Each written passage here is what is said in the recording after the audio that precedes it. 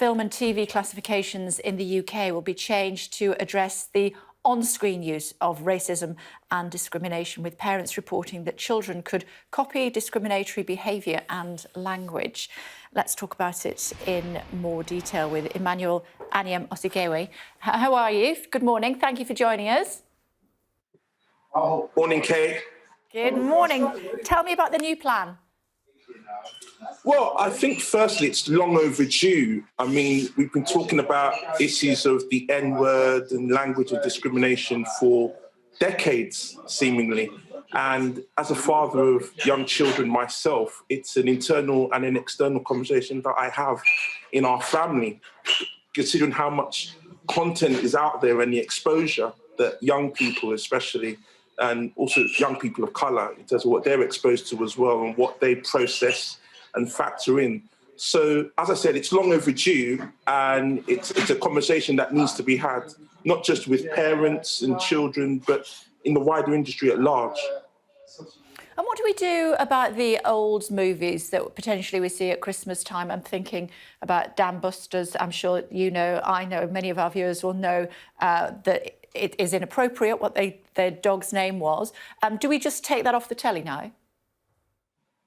No, I think that's going a little bit too far. I mean, what you can have in place is what is prevalent in the hip-hop industry, where they've got the parental advisory content kind of disclaimer label, and that's maybe something that could be put in before the start of Dam Busters, for example, where you let the audience know that there may be scenes or language that may be deemed offensive to certain viewers. So I think there's always a happy medium to be had.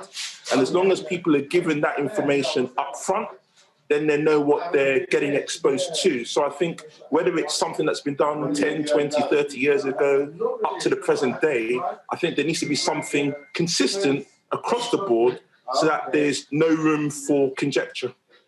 Why has it taken so long?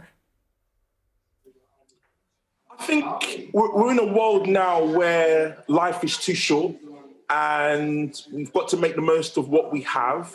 And in film and TV especially in the pandemic, it's been a huge source of life, pardon the pun, for people all over the world in terms of access to streaming platforms and just the colossal amount of entertainment that's at our disposal. So I think, like I said, the era that we're in now, it's vitally important in film and television that we not only educate audiences, but entertain them as well, so that there's no undue harm when it comes to issues like discrimination that's going to cause unnecessary upset, when obviously there are far bigger things in the world that we have to contend with. Yeah, and we need to do this for the youth, don't we? I think you've got two little girls, haven't you? Children do learn a lot from what they see on the telly.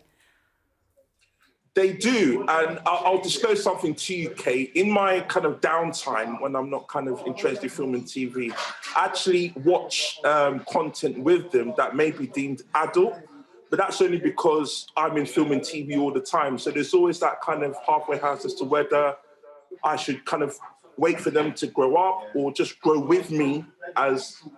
Because what's happened is, because they're both under 5, it's allowed me to go back into my childhood. So in the old days, I loved watching game shows, Krypton Factor, Play Your Cards Right. And sometimes, believe it or not, Bruce Forsyth may say something that may be deemed, you know, not worthy now in the 21st century. And that's something I have to let my girls know about, especially when Play Your Cards Right and the dollies and the dealing. But I won't go any further, so you kind of get the drift. I've absolutely got your drift, absolutely. Carry On movies, as an example. Excuse me, it's very noisy where you are. You in a cafe or something? I'm indeed, yeah. It's the kids are asleep, actually, so I had to get out of the house and just kind of give you my undivided attention, Kate.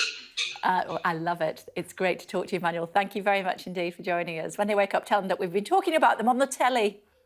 I will indeed. Thanks, Kate. OK, thanks a lot. Very quick look at the weather for you.